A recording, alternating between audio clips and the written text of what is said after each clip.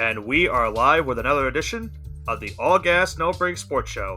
I am one of your co-hosts, Nicholas Pavona, joined alongside by Andrew Johnson. And Andrew, we started this last week. We're going to do it again this week. Another super show. I almost misspoke there for a second, but another super show here on the All Gas No Break Sports Show. We will be recapping this past weekend's football action, Week 12 in college football, Week number 11 in the National Football League as well, and a lot to unbreak from both sides of it. We now know a couple of conference championship games in terms of college football, kind of now know where we sit now in the top 10 in not only the AP poll, but in the college football playoff poll as it is as well.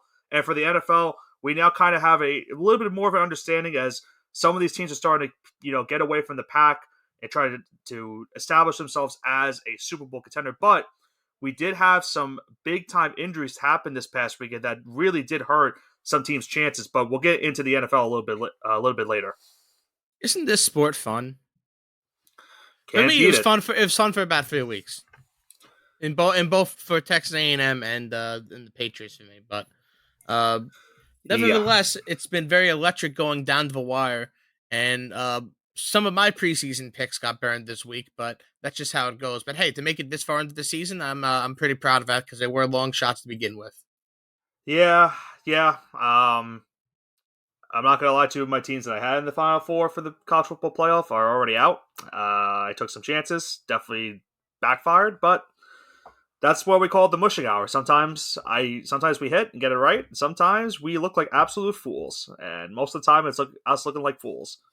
But being that as is made, let's go into our recap. A little bit of a short recap for college football this week. Not many big-time action. We're mostly going to be doing the two games that really have big implications going into the week, and then we're going to go into our conference championship outlook, going into the top Power 5, I should say, for these conference championship games and how they impact not only their respective conferences, but impacting the college football playoff as well. So, first game we need to talk about is the big matchup in the SEC between number 1 Georgia and number 18 Tennessee. In a game in which Tennessee scoring on the first play of the game, a 75-yard rushing touchdown to put them up 7-0, but once they got that touchdown, that was pretty much it for Tennessee. They would only score 3 points in the remainder of this game, that coming on a late field goal at the end of the first half. And Georgia just puts up another statement win on the season, winning this one by a final of 38-10. They now go to 11-0 on the season. Volunteers now dropping to 7-4. And we've been saying it for a lot now, Johnson, this last couple of weeks. Georgia just continues to get better and better each week. And they have a really good chance to repeat once again as national champions. The only time Georgia hasn't covered in these last couple of weeks is going back to that Mizzou game where they were a 15.5-point favorites, and I think they had 12 or 13 points. They won by 9 points in that game. Yeah, so they still won by, it was still a 2-score game for them, but just they couldn't cover by 3 scores. Right. Georgia's been unstoppable, and there's been a trend, though. The trend is that Georgia lets the opposing team, whether it be Florida, Tennessee, or anyone else, score first, and then they put them in a clinic for the rest of the game. That's been the trend. Yeah. Let Florida can score first, Tennessee can score first, your offenses can do anything for the rest of the game. And it seems like if Georgia could even play, because they're not playing a full 60 minutes, they're playing like 58.5 minutes. If I can just get that extra minute and a half, this team would be unstoppable. They would hold these teams to 3 points, 4 points, I shouldn't even say 4 points. And I would say they have to get a safety, but you know what I mean. They'd be holding the field goals, maybe 1 or 2 a game, nothing really crazy. And I don't know. It's just that I don't think any team's going to be able to beat Georgia at this point. They just look unstoppable. Carson Beck looks like a machine. Brock looks really Bowers. Good. Yeah, it's just championship or bust for them, and it seems like it's going to be a championship. Well, keep in mind, they still have that big SEC championship matchup with Alabama. They both have their respective rivalry games this week. Georgia taking on their rivals, Georgia Tech. Alabama will take on Auburn. And overall, for those two teams, it's going to come down to whoever wins that game will automatically be in the college football playoff, in my opinion. I think just going off of basic instincts, if Bama was to beat Georgia, I think you have to put them in there just considering how Georgia has been these last couple of months. And if Georgia gets in, obviously the number 1 team in the country, they're automatically in with the win. So there's still a lot to play for this Georgia team. They still have one big game left on the season. Don't want to overlook their last game with Georgia Tech because they have been a sneaky team this season in the ACC. But it does look like the Bulldogs are on the way to potentially playing for another national championship this season. We'll have to see how they do in that SEC championship matchup with Alabama. But we almost had a big shakeup in another big Power 5 conference, and that was in the Pac 12, as Washington went on the road in a big time primetime matchup with number 11 Oregon State. And give Oregon State their credit. They put up a battle and kept this game pretty close, but unfortunately for them, they had just couldn't get back into this game late in the second half, and it cost them. The difference in this game, unfortunately for them, Johnson, was a safety in the first quarter. Otherwise, this game would have went to overtime, tied at 20-20. But Washington hangs on for a 22-20 win. They stay undefeated in the season. Any hope for Oregon State to make the Pac-12 championship game, Is and gone. now, yeah, it's unfortunate for the Beavers because they really put up a good fight in this matchup with the Huskies. But for Washington now, they have one game left in the season, that being at home against Washington State. And then they go to the Pac-12 championship game against the Oregon Ducks in a rematch of their classic from just a couple weeks back. So right now, overall, these two teams are on a collision course for that Pac-12 championship game, but not only for the Pac-12 championship, but for a spot in the college football playoff. Yeah, it's a shame for Oregon State. I really thought that they were going to be the team that could maybe, just maybe, bring some class to the for Pac-12. I know of all these teams jumping ship, I was hoping that they could be the light at the end of the tunnel for the true Pac-12 fans, but we almost had it, but maybe next year. Well, they still have a chance to play spoiler. They are playing Oregon State this upcoming week, and I'm not sure what the tiebreaker will be between Oregon and Arizona for that second spot in the Pac-12 championship game, but that could create a scenario where there is going to have to be a tiebreaker between those two teams, and not only that, but it also would eliminate their arch rival, the Ducks, from getting into the college football playoff at any hope. It would be really, I don't want to say poetic justice, but it would be fantastic to see that happen. Yeah, I'm sure. I'm not biased at all. Yeah, as I say, I'm sure you would like to see that from a not biased point, as you already elaborated. But we've already been talking about some of these conference championship games and what the outlook now is for some of these Power 5 schools. I think that's now a perfect time for us to now dive into what we're looking at going into this upcoming week 13. There's a huge couple of games this week that will also impact some of the standings in the conference outlook. So let's go into some of our Power 5 conference championship outlooks. So as we saw this past weekend, Louisville beat Miami on the road, a huge road win for the Cardinals. They officially clinched their spot into the ACC championship game, and a big matchup now with undefeated Florida State, who did lose Jordan Travis to a season-ending injury, a brutal injury, as if you saw the injury, it did not look good or clean at all. So Travis is done. He also announced that is his last game as a Seminole, so that's the last time you see Jordan Travis as the starting quarterback for this Florida State Seminoles team.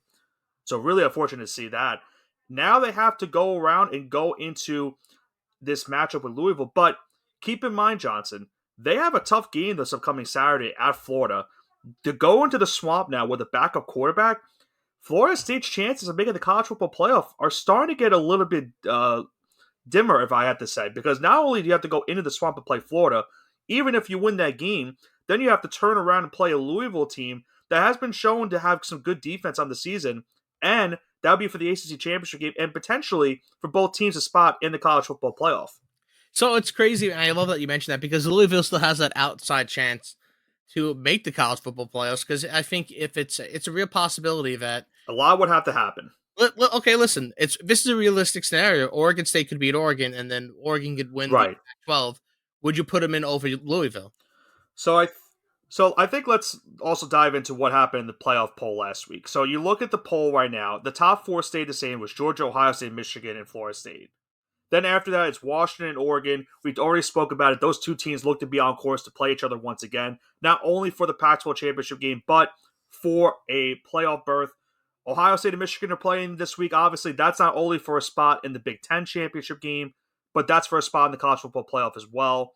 Texas still has to play the Big 12 championship game, and then Alabama and Georgia are playing each other the SEC title game. So Louisville, I think for them, they have to obviously be Florida State. But then again, Florida State, if they lose to Florida, that could be a wash. Because in Louisville, all they have to do is be Florida State, and they could potentially be playing for the championship because they'll move up in the standings no matter what.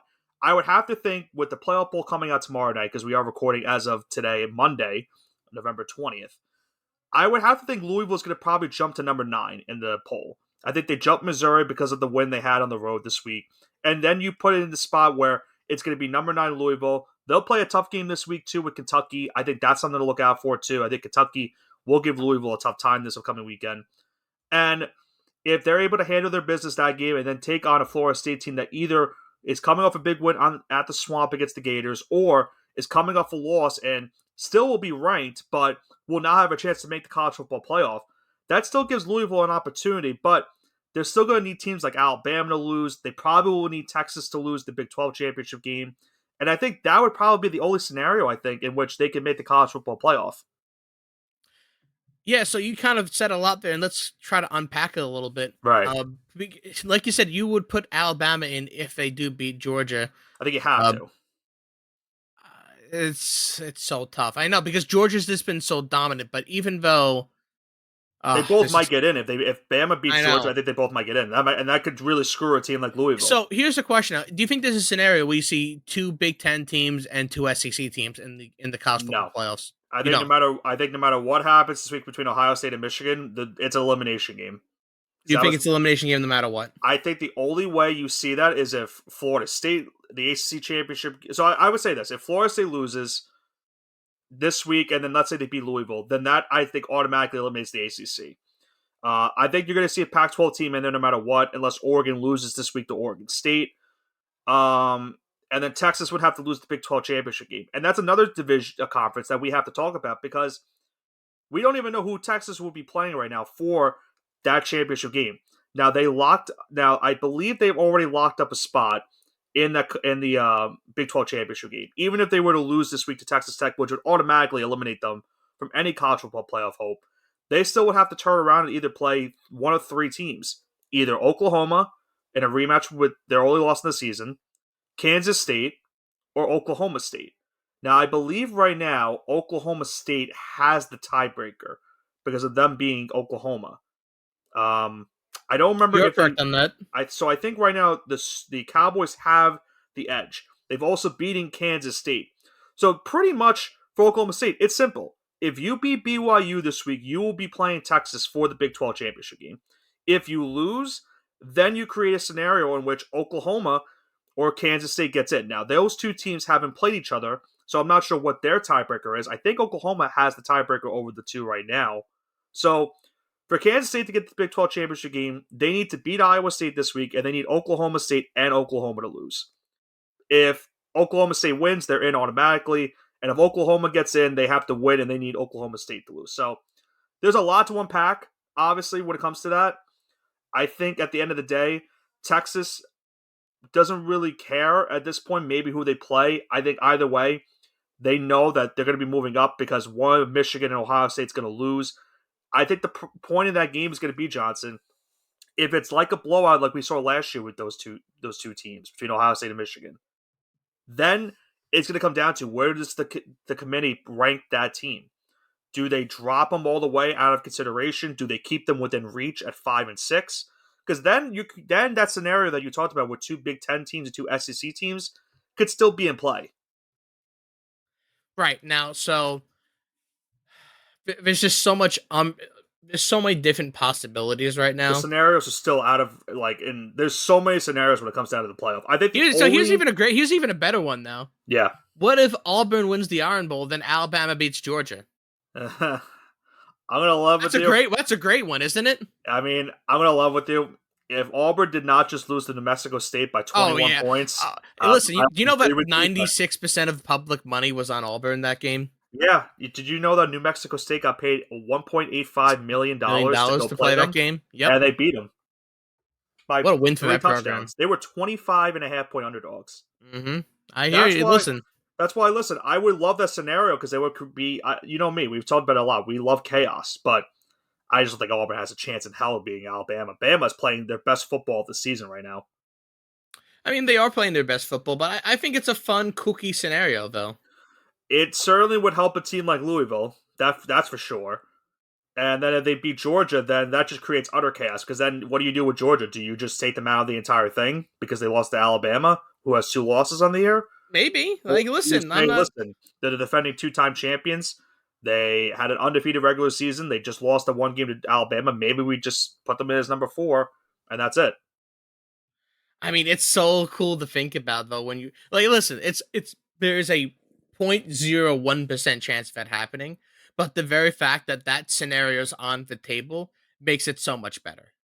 I would love to see that happen. I have nothing against Alabama or Georgia, Yeah, but I would you, just you love to just see you just that. want the chaos to happen Oh yeah, listen, I want Tulane to make it. I want Liberty to make it. Listen, I'm next gonna year. start. I'm gonna start Next year, sitting here making the argument for Liberty to make the college football playoffs. If all these teams in the there's a possibility that all these teams in the top 10, 8 out of 10 of them lose in the next couple weeks, and then you have Louisville lose as well. You have all the teams in the outside lose as well. Why not Liberty at that point? I think the best thing for these for us college football fans is all these teams that are in the possibility of playing for the college football playoff are going to be playing each other before we even get to that point. Georgia and Bama have to play each other. Ohio State and Michigan have to play each other. Florida State and Louisville have to play each other. Washington and Oregon most likely will have to play each other once again. I think that's the beauty of how this sport is because we've seen some of these matchups taking place already this season. We haven't seen some of the other matchups, and they're going to decide who gets these final 4 spots. So there's overall, we might see some uncertainty right now, but we're getting closer to the point where these teams are going to finally make that, that case that we just beat this team, that it was in the thick of it, was right there for the taking for a college football playoff spot, and we just beat them, so we automatically should be in the college football Listen, playoff. in the next over the next 2 weeks, it's possible that Georgia, Ohio State, Michigan, Washington, Florida State all lose a game. Very possible. It is possible. I don't know. It's unlikely, but it's very possible. Listen, that exact scenario, 0.01% chance at best, but it's on the table, and that's what I love about it. I mean, just to think about it, we're going into week 13. Week 14 is conference championship week, and we're right there at the point where we're getting that much closer to finding out the final 4 teams. And even next season, we spoke about it so many times on the show, but next season is going to be even better when they add, what was it, 12 teams, right? They're going to have for next season. It's going to be 12 teams. That's correct. So to think about that scenario now, you're going to have teams in next season where you might lose 2 games on the year, and you're still right in the picture to make the college football playoff. Some people might hate that idea. Me personally, I think that's great because you're just giving these teams to saying, because most of the time in college football, if you lose 1 game, that's it. Season's over. You don't have a chance to make the college football playoff.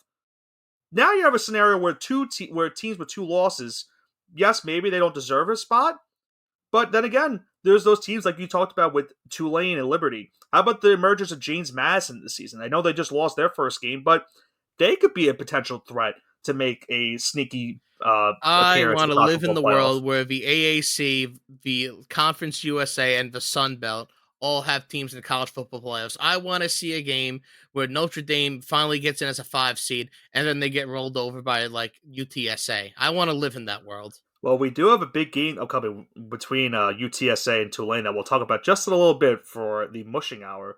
But you look at all these conference championships and you look at the outlook and overall what was going down into the pretty much the final week of the regular season for college football. What are you looking forward to the most going into this week? What's the big matchup? I know the Ohio State and Michigan game is obviously the biggest matchup of the week, but is there something else that you're looking forward to coming up this weekend that will determine who gets into the college football playoff and who gets into their respective championship games? I'm going to say it again, and I'm going to say the Iron Bowl. I'm looking forward to that because I think it is.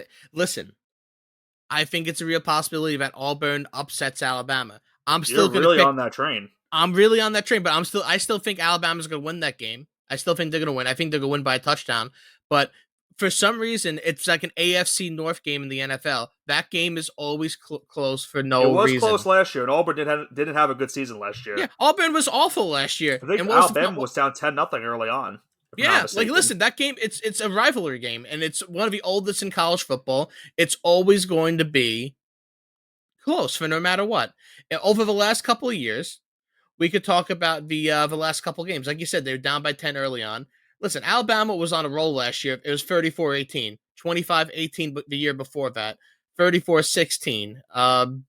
Always these close games over the last couple of years, and Auburn's been awful. This is number 1, number 2 Alabama, best team in the country by a mile over the last couple of years. They've been okay. Yeah, They've been okay. They won in overtime 2 years ago. If you remember that. yeah. Number 3 Alabama in overtime. I'm if I'm not mistaken, that was the reason why Alabama did not make the college football playoff that year. Yeah, and it wasn't just regular overtime; it was 4 overtimes. Hmm. So I'm not saying they're gonna win, but it's gonna be a close game, and that's gonna be something to look out for. That to me is gonna be one of the games of the week. Obviously, the game is gonna be the game of the week, but this is a game to look out for. That's what I'm excited for. But how about yourself? What game are you looking for to maybe shake up the college football playoffs? I think it's that Florida State and Florida game. I know Florida's had a very shaky season, but now you're facing backup quarterback for Florida State. You're going on the road into the swamp, and Florida State, they cannot afford to lose the game, because if they win this game, then all they have to do is beat Louisville and they're in the college football playoff. But if they lose this game, even if they beat Louisville, they're not going to make the college football playoff. I think they're on big time upset alert this week. I think there's a really good chance Florida can pull off the win this weekend and just shake up everything. Because then that helps teams like Louisville. That helps a team like Oregon and Texas and Alabama. They can move up in the polls, and then all they have to do is hope for one or two other teams to lose, and they're right into the college football playoff. And I think Isn't that beautiful? exactly. And I think the only other game other than that would be the Oregon State and Oregon game. Because I think Oregon State will give Oregon a run for their money. They will not make it easy for the Ducks to try to win that game. Listen, I think they could win that game outright, and that could be real chaos happening after So that. you've spoiled your pick potentially for the mushing hour? Maybe. I'm not gonna say it yet, but we'll get on that in a little bit. We're gonna go into it right now. Actually, we'll go into this upcoming weekend, week 13 in college football, the mushing hour. And as Johnson has explained most of the time this season, I'll let him explain one more time, as this is the final regular season mushing hour for college football, and there's a lot at stake going into this week. What a shame. We've had a really good run so far. I'm 46, 44, and 2 as the season ends. Nick is a whopping 57, 44, and 1. So Picked up some steam at the end of the year. I barely had a positive record, but man, Nick really killed it. 13 games over 500. Where else you can get picks like that? For anyone who has any idea about sports betting, if you can have if you could go 52, 53% in a single year, picking 50-50 games or better, because that's what we do. We the worst odds we will give are minus 110, and we'll give a lot of heavy underdogs too. If you can get 52, 53%, that's a profitable year. Yeah. Professional handicappers are around 60%. Nick is almost at 57% incorrect picks this year.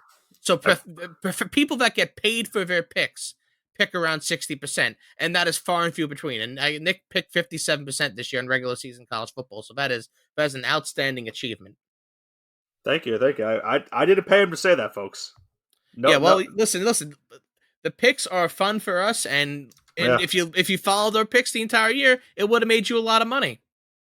It would have made you whatever you would have put in, you would have been 13 units over this year. 13 units is nothing to sneeze at. And both of us had a pretty good week last week. The only mishap for us was that we both picked UNC plus 6.5, and they did lose by 11 to Clemson. And then you took Oregon State in that matchup with Washington. Unfortunately, they almost had it. They almost did have it. They safety was the reason they lost that game, and that was the difference of the game. So, being as is made, now we go into this final regular season matchup for the mushing hour. Next week, we will have conference championship week. We will break down each conference championship game and make our picks for those respective games. But we have some implications for those conference championship weeks that could be shaken up this week. And I know John's going to love this first game that we're going to be talking about. A matchup in the American Athletic Conference that will decide who will most likely play SMU. I believe SMU has already clinched their spot. Actually, no, they have not clinched it yet. SMU is playing Navy this upcoming weekend. They win, they're in. And then they will play the winner of this next game between the University of Texas San Antonio and number 18 Tulane. Tulane's ranking is, remember, from the AP Top 25. The college football playoff poll comes out tomorrow. They were number 18 I think they were number 24 in the playoff poll. So they weren't high as ranked as they were in the AP. But being that as is may, as I mentioned, the winner is going to get into the American Championship game. The loser most likely will not play in the American Championship game, and we'll have to find out where their bowl future is. So, what do you have for this exciting matchup this week, Johnson? Well, this is the week of rivals, so this is going to be exciting. We have UTSA at number 18, Tulane. Tulane at home, minus 3-point favorites, over under slate at 52.5. I can't pick against these two teams, but I can pick the over. And this is going to Okay. be not a slugfest. This is going to be a race to the finish. First to 35 is going to win this game. Give me the over this game. Okay, I don't hate that at all. I think the American Conference, you see a lot of points in that conference. To avoid a mush for yourself, I'm going to take Tulane -3. I love what Tulane has done these last couple of years. You saw what they did last bowl season when they beat USC and Caleb Williams. I think they get it done this week. They end the regular season undefeated in conference play. They go to the American Championship game and most likely will take on the SMU Mustangs for that championship. I think they win the championship outright. We'll talk about that game next week, depending on who the two teams are. But I do love Tulane and the Green Wave to pick up the win this week. Alrighty, then that brings us to the next game. We have the in-state rivalry game, which has meant nothing over recent seasons, but it's looking to be an The big exciting one this week. Yeah, an exciting one this year. At least we have number 15 Oregon State going on the road to number 6 Oregon. Oregon at home, 13.5-point favorite. 62.5 is the slated over/under. This is very disrespectful to Oregon State. They just took it to the house almost against Washington. They've played great defense and great offense all year. Give me Oregon State plus 13.5. That is beyond disrespectful. I'm not going to even elaborate on that more. I have a bad feeling we're going to have the first mush of the day, Johnson, because I also agree that this is a very disrespectful line to an Oregon State team that you just mentioned kept it wire with Washington and realistically had a good chance to win it late in that fourth quarter. Oregon it's simple for them. They win this game, they're in the Pac-12 championship game, and they get a rematch with Washington to go to the college football playoff. They can't afford to lose. I think they get it done at the end of the day, but I don't think they win by 2 touchdowns. I think Oregon State loses by a touchdown in this one. So give me the Beavers plus 13.5. Took the words right out of my mouth. Okay, let's go into the state of Kentucky. We have unranked Kentucky Wildcats, University of Kentucky, on the road at number 9 Louisville, trying to stay alive for that college football playoff push. Louisville at home, minus 7-point favorites, 50.5 is the slated over under. You know what's weird about this? When would you ever think in the last 20 years compared to the Louisville basketball and football program, that the football program would be ranked number 9 and not the basketball program? They're kind of giving me TCU vibes from last season. Not to that extent, but in the case of they started the year unranked, no one was really talking about them. And now we're talking about them being in the college football playoff with a win this week and then a win against Florida State in the conference in the ACC title game. Yeah, it's wild, and it's like you'd think Rick Pitino is still there, going back to the heyday, but he's over at St. John's now. Thank you, Jesus. Anyway, give me Kentucky plus 7 here. Okay. Louisville's kind of scared me a couple times, and if they fall behind early against Kentucky, they might struggle to catch up. I'm not saying they're going to lose this game, but give me Kentucky plus 7. Okay. They can't play like they did last week. Yeah, Kentucky is coming off a 2-game losing streak right now. They lost to South Carolina, and then they got throttled by Alabama their last 2 games. And they could play big-time spoiler. A win against Louisville immediately knocks them out of the college football playoff race. I just think, based off of momentum right now, I think you can't pick against Louisville right now. I'm going to go with Louisville minus 7 in this one. I could see them winning by 7 just to make this a push. Cover. Okay. So I think they cover. I'm very concerned that it probably will end in a push. I wouldn't be opposed if it's a push. But I just think based off of how the teams are going right now, Kentucky's on a little bit of a downslide with a 2-game losing streak. Louisville's won 4 in a row. They're playing for an ACC championship game and a potential berth in the college football playoff. They cannot let this one slide. They got to win this one. And I think they have to make a statement doing it. So I'll go the Cardinals minus 7 in this one. Okay, the next game we have is the Iron Bowl. We've spoken about this a lot. Number 8, Alabama on the road going into Auburn. Alabama, even though they're on the road, is a minus 15-point favorite. 48.5 is the slated over/under. I've said my piece of this game. Give me Auburn plus 15. And I'm going to say my piece by going Alabama minus 15. I think it's another game in which momentum's going on. Auburn just lost in a very embarrassing fashion to New Mexico State. Alabama, if not for their SEC counterpart Georgia, you could make the case that they are the highest team right now in all of college football. They're just hitting on all cylinders, especially on the offensive side, considering how they were offensively to start the season.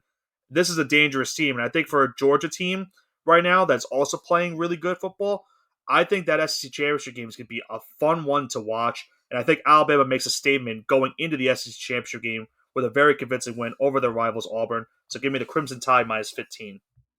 Alrighty, fan. No mushes besides the Oregon State game so far. The next game we have is University of Washington at home, and on the road is Washington State. The University of Washington, number 4 in the country, and the over under is 16.5, and the line is Washington minus 16.5. Give me Washington minus 16.5. I was a believer in Washington State for about 5 minutes, but they had their scare against Oregon State last week on the road. They're at home. Again, this is the Apple Cup. For Yeah, those who don't love know the at home, Apple this, Cup. this is the Apple Cup, and maybe for the last Apple Cup forever with It could be. new conference realignments. We don't know what's going to happen. So, in the last game potentially of the modern day Apple Cup, give me Washington minus 16.5. Now you can correct me if I'm wrong, Johnson. They were the teams that went to the ACC are Cal and Stanford, correct? That is correct. I think So this Washington is a State right now is an independent potentially. potentially. I think them and Oregon State currently have the rights to the Pac-12 though. So unless they add teams to the Pac-12, then those two teams might be independent teams next year, which Yes, could that's keep correct. the Apple Cup keep going if they're independent, because then they could just schedule whoever they want Yep. for their schedule. So that there's still a possibility, but there's still a lot to be uncertain with that entire conference. And listen, we spoke about it a lot this season. This conference is going out with a bang because they're going to have a team in the college football playoff most likely between Oregon and Washington. I think Strongest the Washington. conference has been in probably 15 years. I think I think you hit it right on the head. I think it's the strongest they've been in a while since Washington made it to the college football playoff a couple of years ago. But even then, the conference wasn't as dominant as it's been this season. We've seen Washington look great. Oregon's looked good. We've seen the emergence of Arizona these last couple of weeks. They've looked like a really good team. And despite even USC being not having the season that they expected, they have looked good at times and points in the year. Oregon State has looked good all year. UCLA, Utah. There's a lot of teams in this conference that have played some good football. Even the team that Washington's playing this week, Washington State, had a strong start to the year. Remember, they beat Oregon State. They looked like maybe they were going to be a threat in the Pac-12, and then it all unraveled for them. They lost 5 straight games. That really ended their season. They picked up a win last week against Colorado State. I think despite that, I think Washington is just playing for too much right now. They need to make a statement going in to that Pac-12 championship game. I think they get it done. We're going to have a second mush, both coming into the Pac-12 this week, Johnson. I have Washington minus 16.5. I just want to point out though that Washington State has won less than 30% of the Apple Cup games. The all-time record is 75-33 and 6. So has been great for them. They could pull off the biggest upset maybe in the entire year if they were able to pull off the win. Because not only would they be bowl eligible, they would knock their rivals out of the college football playoff. And man, this and getting backstabbed out of the Pac-12 or the new major conference realignment to specify more, that would be something. But anyways, let's go to the next game. We have Florida State technically on the road, still in the state of Florida. Again, this is rivalry week, but Florida State, number 5 in the country, on the road to number 5 Florida, going to the Swamp. Florida State, 6.5 point favorites, and 50.5 is the over under. Give me Florida plus 6.5 here. Florida State has really played down to the competition, and I don't know if Florida is good or bad, so it's going to be an interesting one. Now, keep in mind for this game, these two teams are both going to have backup quarterbacks, Johnson. I spoke about Jordan Travis. He's already out for the season, but Graham Mertz, the former Wisconsin quarterback for Florida, is also now out for the season. He got injured in their last game against Missouri, a heartbreaking 2-point loss to the Tigers on a last-second field goal. So you have 2 backups in this game. I could see this being a low-scoring game. I'm going to go with the under in this one. I like it. I think Florida is going to be very, very tricky. Keep in mind, they're 5-6. If they lose this game, they're not bowl eligible. If they win, I guess you salvage your year with bowl eligibility, but it's been a rough year for the Gators. I can totally see them winning. There's a possibility they might fire their coach and look to new management. Myself, as a Syracuse fan, we have fired Dino Babers, thankfully. So we're now looking for a new Coach Johnson. So I might be on the up round, but most likely not. But I'm getting sidetracked. I think this will be a low-scoring game. I could see Florida State losing this one. I'm just not confident right now with the Gators also having their backup quarterback in. So it's a game to look out for. I think it's a low-scoring one. I'm going to take the under in this one. Alrighty, then. Let's talk about the one of the last 2 games. Iowa State at Kansas State. So we have Iowa State on the road going into Manhattan, Kansas, taking on number 19 Kansas State. Kansas State at home, 9.5-point favorites. 48.5 is the slated over under. Give me Iowa State plus 9.5. They didn't look that great against Kansas. Iowa State's a tricky team. They could still technically, can they still make the Big 12 championship They game? cannot. Well, they're playing spoiler, I guess. Because remember, the Big 12 scenario, I'll go over it one more time quickly. The scenario for this week for the Big 12 is this. If Oklahoma State wins their game against BYU, they're automatically in. They'll play Texas. If Oklahoma beats, I believe I said Houston they're playing this week. I'm sorry, they're playing TCU. My apologies. If Oklahoma beats TCU and Oklahoma State loses to BYU, then Oklahoma plays in the Big 12. But if Oklahoma and Oklahoma State both lose and Kansas State wins, Johnson, then the Wildcats play for the Big 12 championship game. And that would be their second straight trip to the Big 12 title game, considering they were there last season, and could make the case that they should have won that game. Iowa State, I will say this, they gave Texas a little bit of a problem last week. The Longhorns only beat them by 10. I think you're going to see another close game in this one. I'm going to do it. I'm going to take another under, and I'm going to do it in a Big 12 game. I'm going to have the under between Kansas State and Iowa State. I think if there's one team in the Big 12 that has proven to play some defense this year, it has been the Iowa State Cyclones, so I'm going to take the under in this one. And then finally, we have the game. We have number 2 Ohio State at number 3 Michigan without their coach Jim Harbaugh. Michigan at home, minus 3.5-point favorites. 47.5 is the slated over-under. I just want to point out, since Jim Harbaugh has been suspended, they have been running 78.7% of the time. They have. Something just to take a look at for this game. And with that being said, I don't think that's going to work against Ohio State. I don't know if they're going to win or not, but give me Ohio State plus the points. Give me Ohio State plus 3.5. So you think Ohio State wins the game? I didn't say that. I said you just think Ohio State will cover. I think they'll cover. And okay. I think there's a strong possibility they might win, let's say 30, 40%. I'd be a fool not to take the points when you're going to give it to me. Okay. I think based off the storylines we've had this season, there's been a lot of stuff going on with these two teams. Obviously, the controversy with Michigan right now is beyond belief. They fired multiple coaches and boosters, and they've had all this stuff going on. And I think running the football, you mentioned it, they've been doing that a lot since Harbaugh's gone. But remember how they beat Ohio State last season, Johnson? They ran the football very well in that game. Ohio State did not have an answer, and that's why Ohio State had to beef up their defense in the offseason to make sure that they were prepared for this one. Now they want revenge. They lost to them at home last season in Columbus. You now go to the big house in Ann Arbor, trying to punch your ticket to not only the Big Ten championship game, but the college football playoff. I think for me, it comes down to quarterback play, and I think I love what J.J. McCarthy has done this season for the Wolverines. I have Michigan winning this game. I'm going to take Michigan minus 3.5.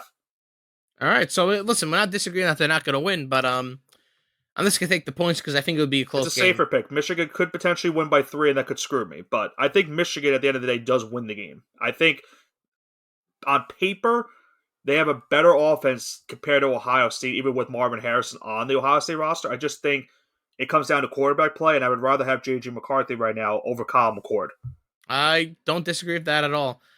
So with that being said, Nick, before we go into the NFL portion of this, anything else to say on the college football portion? All I'm going to say is buckle in, because this is going to be a bumpy ride going into Week 13, and then we have Conference Championship Week. And as I mentioned, we'll break down each Conference Championship game, and then we'll talk about the college football playoff next week. Hopefully, when we record, we'll have the college football playoff polls on our, at our hands, and we'll be able to break down what is going to go on into college week 14, and then break down the scenarios on who can make the college football playoff going into bowl season. But it's sure going to be a fun ride this week. You always love rivalry week, especially in college, and it's going to break down a lot of stuff for us going in to the final couple weeks of this college football season. But I think it's time now to go into the NFL portion of our show this week. And we had a big couple storylines this week, Johnson, in the NFL. A couple major injuries went down. It really impacts now some teams going in to their Super Bowl chase, and now realistically ends some Super Bowl chases for a couple teams. And one being a team that I personally picked to go to the Super Bowl this year, and that being the Cincinnati Bengals. The Bengals were in Baltimore this week to take on the Ravens on Thursday night in a game in which we saw not only Mark Andrews get injured for the Ravens, he's most likely done for the rest of the season, but Joe Burrow gets injured late in the first half. He threw a touchdown pass before he got taken out of the game, and that was the last play we saw from Joe Burrow because he did not return the game. He is now out for the rest of the regular season with a wrist injury, and the game itself really came down to the Bengals had really no other opportunities after Burrow went down. Ravens took advantage and were able to win this one by a final of 34-20. They go to 8-3 now in the year. Bengals dropped to 5-5, and it looks like, for all intent purposes, their chances of not only making Super Bowl but even making the playoffs as a whole looks like to be all but done from here. It's really a shame, and I think the one question a lot of people are asking is why wasn't he on the injury report going into this week? I did see that rumor too. The rumor was that he was hurt going into it, but the Bengals also said that he got injured on the play which Davion Clowney hit him the play before he threw that final touchdown pass. So seems like a good cover up. Do I believe it? Probably not. But who am I to judge? I mean, listen, if he wanted to play, he's an adult. That's at the end of the day, he made his own choice. So if it is going to be something going seriously at the end of his career, then yeah, maybe he shouldn't have been a moron and denied that. I'm not saying it is true, but if that is the case, then so be it. Yeah, it sucks because this is a game that we had marked, and it's going to be one of the better Thursday night games we had in a while. And unfortunately, the game was just marred by the injuries that happened in this one. Mark Andrews, one of the best tight ends in the game, gets injured early on. Now he's out for the rest of the year. And then Burrow, one of the best quarterbacks in all of football, he gets hurt. He's now out for the rest of the year. And now both teams now go into week number 12, and now it's the Ravens now looking for another option for Lamar Jackson to try to get them into the playoffs and win the division. And for the Bengals, it's now trying to salvage the season, potentially make the playoffs with Jake Browning at quarterback, but I'm not so sure they can do it because the AFC wildcard race is pretty much stacked right now. It's going to be something to see going forward. Like you said, I think they might be done with that wildcard race, and I think even teams like the Steelers, which will go into, may be done, but it's going to be interesting going towards the end of the season, but I don't see a way they even make the playoffs at this point, especially if I had Joe Burrow. I think if they could get Browning to play some good football the next couple of weeks, that's great for them, but I haven't seen anything to be proven that he's going to be able to get them into the postseason. But they weren't the only AFC North team to have a big-time injury at the quarterback position. How about the Cleveland Browns? Deshaun Watson is out for the rest of the regular season with an injury. So the Browns went into this game with the Steelers with the backup quarterback Dorian Thompson-Robinson, the rookie out of UCLA, getting his second career start going up against a very vaunted Pittsburgh Steelers lineup defense. And to Dorian Thompson-Robinson's credit, he got the Browns down the field for a late game-winning field goal, and they pull off a monster 13-10 win over the Steelers. They now go to 7-3 on the season, now in second place in the AFC North, just a half game behind the Baltimore Ravens. Steelers dropped to 6-4. They still hold a wild card spot as if the season would end today. They'd be in the playoffs. So I'm curious to see now what happens for these two teams going forward. So I know we kind of joke around a lot in this show, but this is going to be a very serious question. So now I'm saying this in a very serious way. Why hasn't Matt Canada been fired? And you can answer this any way you want. Because the Steelers do not fire their head coaches. They don't fire any coaches. That's the truth. They just let the contracts expire. If you look at the previous Steelers coaches getting quote-unquote fired, they'll always say, oh, we didn't fire them. The contract expired, so that's why we're moving in this new direction. It is a classy way to run an organization. It's proven to work over the last 15, 20 years as they haven't had a losing season in that time period. And they're on pace to keep it going this year. Yeah, so I mean, listen, it is a winning formula, but is it Super Bowl winning formula? Maybe a little bit. But well, I think the biggest concern for the Steelers is Kenny Pickett just seems to not be getting any better or getting any worse. It just seems to be the same level of quarterback play from him. They had a great game from Jaylen Warren, who ran over 129 yards. But the Steelers, this is a game that could have been salvaged. They could have picked up a win against a backup rookie quarterback, and instead they They dropped to 6-4 and now trying to scrap their way into the AFC playoff hunt. Hey, it's that patented Matt Canada offense, but let's not kind of drag on this and talk about the bad things in life. Let's talk about better things like the Jets losing. for your sake, yeah. There's a lot to talk about this game, Johnson, and it's not really about the game itself. It's more of what the Jets are doing now with the quarterback play. It's more about the implications going forward. So the Jets, we know now, have lost 3 in a row with this previous loss. The Bills get a much needed win after the past couple of games in which they've blown some leads. They played some bad offensive games. This looks like the Bills team that we expect to go into the season when it comes to offensive play. Josh Allen looked good. He had 3 touchdown passes. And the biggest thing coming out of this game is that Zach Wilson got benched in the game after having just 81 yards passing, a touchdown, and a pick. Tim Boyle, the veteran quarterback, came in to replace him. He finished the game, but I think the biggest thing now is that Zach Wilson's not going to be starting this upcoming Friday in the Black Friday game against the Dolphins. It's going to be Tim Boyle going up against Miami, and Zach Wilson's not even the backup quarterback for this game. You beat me to it. He's the third string quarterback. He's the third string. Trevor Siemian is the second string. I know you want to dive into it, so go right ahead. Man, this is just great. All those people that bought Zach Wilson RPAs for like $1,500 in the tri-state area over the last couple of years, I feel your pain, but holy shit, this is rough. Man, I knew this was going to happen. Jets are going to jet. Is what it is. Maybe next year, fire Robert Saleh. I don't know what kind of blackmail Zach Wilson had on Robert Saleh, and that's why he was starting so long. But maybe if you started any of these other quarterbacks 4 weeks ago, you'd be in the playoff hunt right now. But it seems like you're looking towards a draft pick at this point. Well, now I think the problem is this: is that we've seen the rumors about Aaron Rodgers. He wants to return, start practicing December 2nd, then return for the Week 16 game. I believe that is Christmas Eve against the Commanders. I mean, at that point, the Jets are probably going to be out of the playoff race. I mean, I don't know how they could even salvage it. If they somehow shock the world to beat the Dolphins this week, it obviously salvages their season. Because right now they're 4-6, 2 games out of a wild card spot, and they're running out of time at this rate. The quarterback change they're hoping maybe could spark something offensively, but I just don't see it happen with the way they've been playing overall these last couple weeks. Hey, we could maybe make a dream, and maybe they can make the playoffs. But let's go into the next game now. Let's talk about the Broncos actually beating the Vikings on primetime football this past Sunday. How about those 4 Broncos? straight for them. 4 straight. And all it took retain was that Sean Payton should be fired, and he was worse than the Nathaniel Hackett. So I guess I mushed him into being good. So you're welcome. To think about this game too, because a couple of weeks ago we were looking at this game and saying, "Oh, you know what? Both teams are back. Josh. It wasn't even Josh Dobbs at the time. It was Jaren Hall's the quarterback for the Vikings. Broncos are not playing good right now. It's a wash. It's gonna be another terrible Sunday night game." And for the most part, it started off not great, but the action towards the end of the game was really good. Josh Dobbs, for the most part, did his work to try to keep the Vikings in this one and win the game.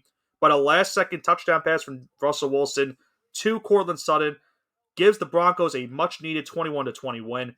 Courtland Sutton now has scored in 5 straight games, so that has been a key to success for this Broncos team. For these 4-game win streak as well. And now they are 5-5. And you look at the Broncos right now, they're only a game out of that final wild card spot. This is a much-needed win. They needed to win. Otherwise, it would have been an uphill battle to try to get that last wildcard spot. But now they sit here with a 1 game behind the Steelers for the last wildcard spot, 4-game win streak, and a chance to make it 5 in a row this upcoming weekend with the Cleveland Browns. And on the other side for the Vikings, the 5-game win streak ends for them. They still hold a wildcard spot if the season ended today. So they still have something to look forward to. But I think just having the quarterback play of Josh Dobbs, keeping them in these games, could potentially get them into the postseason once again. I would love to see them make the postseason, especially with those struggles. Justin Jefferson being out, Kirk Cousins out for the season would be a great story. That they overcame adversity after kind of, being really overrated last year. To go from this team on a pedestal to the scrappy underdogs to make the playoffs would be a great story, and I'm hoping they do make it. I think it's going to come down to when Justin Jefferson comes back. It doesn't look like he's going to be back this upcoming Monday night against the Bears, but it looks like he'll be back the week after their bye week. So to do all this, keep a playoff spot without Justin Jefferson is pretty impressive for this Minnesota Vikings team that I certainly have given crap about a lot. All right, and then we have a preview of the game going on in about 15 minutes before it kicks off.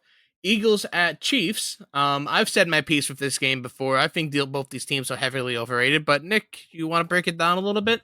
Yeah, we have the Eagles and the Chiefs, a rematch of the Super Bowl from last season. It'll be going down in a couple minutes. The picks that we made the picks for this game last week on the show, and I'll give a quick reminder of what we did. The Eagles were a +3 underdog. Chiefs are a -3 favorite. I took the Chiefs -3. Johnson took the Eagles +3. So for next week's show, we will recap this game before we go in to the Week 12 recap, and then we will determine what our records are going into next week. So far, before this game, I'm 2-3 on the week. Not a great week for me. Johnson, you had a pretty good week though, 4-1, and depending on what happens in the final game, we'll have to see what happens.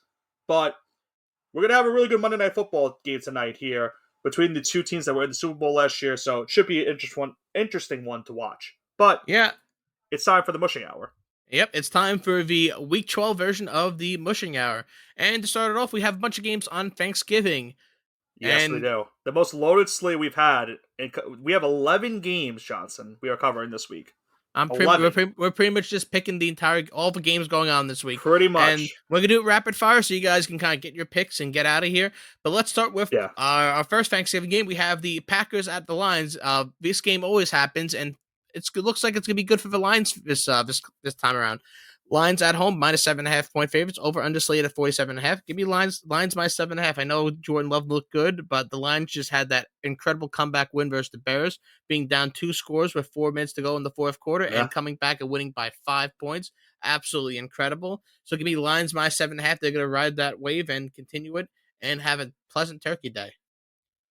I think it comes down to the Packers. The reason why they had that big game was the Chargers defense once again played like crap. And Jordan Love took advantage of it, and the Packers were able to hold on and get the win. And you mentioned the Lions came back from down 12 with 4 minutes left, and they won the game somehow by 5. They scored 19 points in that span somehow. And it ended with an Aiden Hutchinson strip sack that turned into a safety. Right. So I think at the end of the day, it comes down to who's playing better football. We saw what happened the first time these two teams played. The Lions absolutely dismantled the Packers. I think the Lions win this one pretty convincingly as well. I think they'll win my -7.5, so we have our first mush. And most likely will not be our last one this week. Well, sorry, Lions fans. Maybe next year. That's what you hear every year. Anyway, let's talk about the Washington Commanders, led by Commander Tutty, going into Dallas in the Jerry World, taking on the Cowboys, -10.5 point favorites at home. 48.5 is the slated over/under. After that horrific Giants game, Dallas is going to absolutely destroy them. It might be like 49-10, and I'm not really exaggerating. So give me Dallas -10.5 here. That's where our second mush happens, because I also have Dallas winning by multiple touchdowns. The Commanders just lost to the Giants. There's nothing more I could say after that. You can't have that happen before you go on a short week to go into Dallas. Dallas wins this one pretty convincingly, in my opinion. Alrighty then. So then we have our next game. We have the 49ers at the Seahawks. San Francisco, even though they're on the road, is a 6.5 point favorites, over under slate at 43.5. Give me San Fran -6.5 here. Complete dominance on the line. That's what you're gonna see. You're gonna see Nick Bosa and Chase Young. Thank you very much. Destroy this opposing offensive line. Seattle does not look good. They look very fake. They're a very fake 7-win team to me. And give me San Francisco. This is for the division right here too. This is a big game, so give me come out firing. Give me 6.5. Give me the points for San Francisco. Yeah, Seattle now 6-4 in the year with that loss to the Rams. The Niners are 7-3, so it's a 1-game difference in the division. I think it comes down to the quarterback play. And I think right now there's a possibility that Geno Smith might not play this game. I think even if he does play the game, I don't think it matters. I think San Francisco is hitting on all cylinders right now. I also have them -6.5. So we have 3 straight mushes, Johnson. That's not a good start. Well, it happens. All right. Maybe it's probably going to be 4 in a second. All right. We have the Dolphins going into MetLife Stadium to take on the Jets. Black Miami Friday game. Black Friday game. Miami 9.5 point favorite, even though they're on the road. 40.5 is the slate over under. The Jets suck. Give me Dolphins minus 9.5. Not even close. And is it a fourth in a row? Well, I'll say this. Last week I said you always have to take the under when it comes to Jets games. And it almost didn't work. The Bills just almost scored the 40.5, but they did not, thankfully. I'm not willing to do that this week with the Dolphins. I think the problem is I see Tim Boyle at quarterback. I don't trust the Jets at all to keep this one close. I also have Miami minus 9.5. I think this one they win this one also pretty convincingly, even All though right, so they fade struggle all with our the picks so Raiders. far. Yeah, definitely Every fade single them. one of them. All right, we have the biggest game of the year, Tank Bowl, happening on MetLife Stadium this Sunday. I can't wait. We have my New England Patriots on the road going into beautiful New Jersey to take on Nick's New York Giants. New England on the road, minus 3.5 point favorites. 33.5 is the slated over under. So We might see 2 touchdowns this game and 4 field goals. Let's go. I have Giants +3. I'm going with Big Blue Wrecking Crew. They're gonna win this game. It's gonna be 31-0. The under isn't gonna hit. Bailey Zappi's gonna throw 8 picks, and Malik Cunningham's gonna come in. And he's gonna run the end zone a couple times. Are you saying that Mac Jones is not starting? He's gonna have an injury, something injury related, maybe a migraine. He's not gonna start this game. Now let's point out why this game is on here. Obviously, it's our 2 favorite teams, so we wanted to put it on here. This game's gonna suck. It's gonna be a horrific game. You have a 2-win Patriot team, a 3-win Giant team. The Giants, I to my surprise, did win yesterday, being the Commanders, and they put up 31 points, which I didn't think was possible, but they did. Because you did the Giants, because I know exactly why you took the Giants. You want the Giants' draft position to be even worse and help your team's draft position and try to get Marvin Harrison Jr. So for that, Johnson, we will have our first non-mush of the day. I'm going Patriots -3. Does this count as a mush? For one of us, it will count as a mush. Either way, someone's going to be very annoyed at this next Monday. Yeah, even if we both win, we both could be annoyed. Exactly. Thank God I took off from work. All right, we have the next game. We have the maybe for the AFC this South. This is right now a 1-game split between these 2 teams. Both teams would be in the playoffs if the season ended today. But this could be for the South right here. We have the Jacksonville Jaguars going on the road to the Houston Texans. Jags on the road, -1 point favorites. 48.5 is the slated over under. Give me Jags -1 here. CJ Stroud was a turnover machine the other day. I think teams are starting to figure out his mechanics and some of his issues. So give me Jags -1 here. This is going to be a good one. And this is kind of revenge for the Jaguars, because remember what happened earlier in the season? The Texans beat up the Jaguars on the road in a convincing fashion in week number 3. I don't see the Texans sweeping the season series, though. I'm not going to take Jaguars -1. I'm just going to take the Jaguars straight up money line. I think they played a really good game against the Titans in a game they needed the most. And for the Texans, I love what they're doing. I think it's been a magical ride for them so far. But you spoke about it. CJ Stroud probably had his worst game so far just because of how many turnovers. And he still had a pretty good game overall. But 3 interceptions in that one. Now has 5 on the season. Only had 2 going into the game. I think the Jaguars will give him a little bit of problems. So I'm going to take Jaguars in this one. Alrighty then. Let's go. We got another mush here, kind of. Maybe. Yeah. Oh, yeah, oh kinda. boy. Yeah. Oh boy. Oh man, this is really rough for us this week. We're about to go 0-11. Yep. Okay.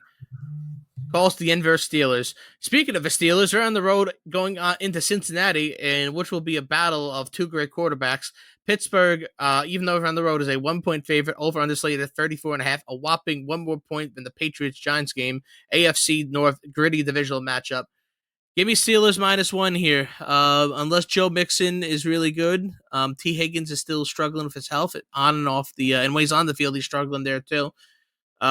This team can't be saved, and I think they're going to be looking for a draft pick now. Maybe get an offensive lineman around maybe 10 or 11, wherever they end up picking. So give me Steelers -1.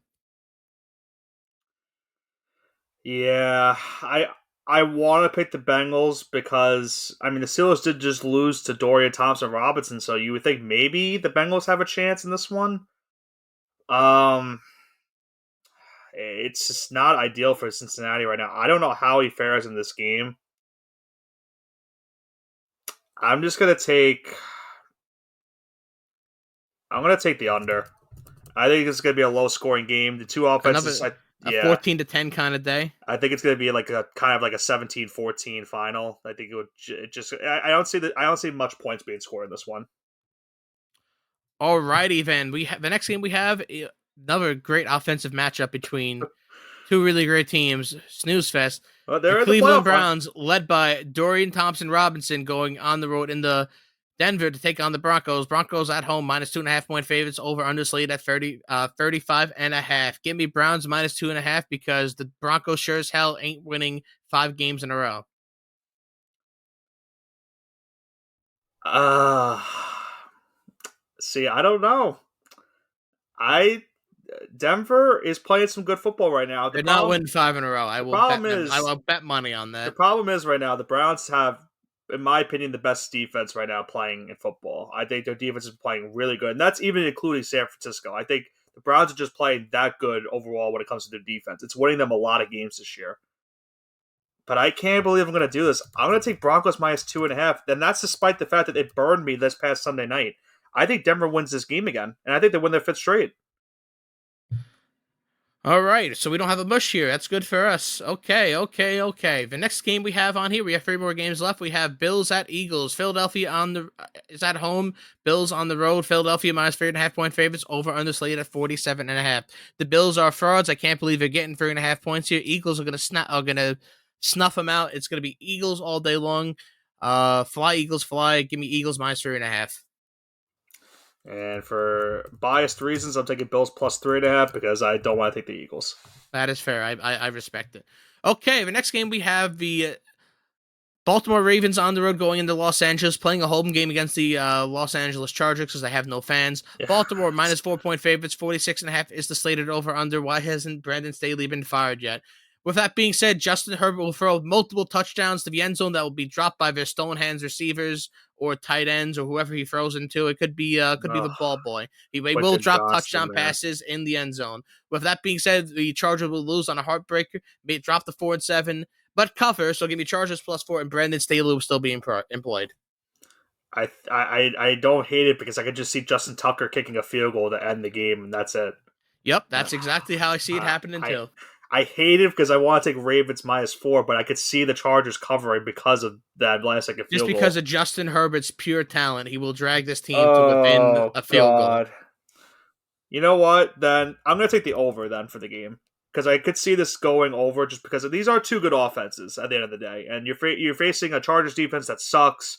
The Ravens defense is very hit or miss. They're still, in my opinion, decent enough to hold on to win the game, but I think because you kind of convinced me now with Tucker hitting a last second field goal and the Chargers covering, so I don't want to trust the Chargers again.